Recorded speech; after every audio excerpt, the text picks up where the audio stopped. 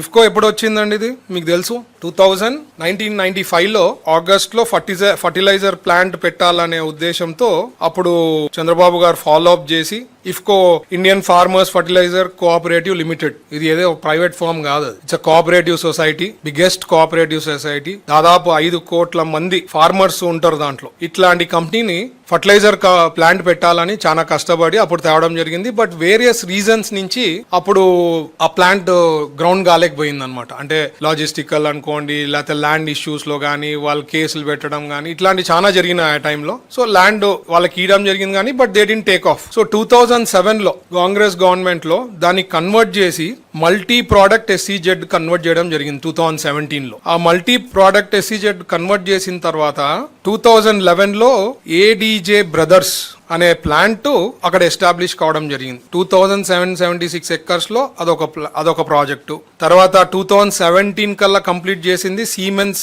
గమేలా project అనేది ఒకటి complete చేయడం జరిగింది. 2017లో ఒక రిట్ వేయడం జరిగింది ఆ ల్యాండ్ వాపస్ ఇవ్వడం అనో లేదా కొన్ని ఇష్యూస్ వల్ల. అది దాదాపు 2017 నుంచి 2024కి డిస్పోజ్ కావడం జరిగింది. సో ఫైనల్ గా ఇప్పుడు ల్యాండ్ ఎవరితో ఉంది? ఇఫ్కోతో ఉంది. ఇఫ్కో ఏదైనా ప్రైవేట్ కంపెనీనా లేకపోతే government? It's a cooperative society. More than 5 crores farmers are registered in that.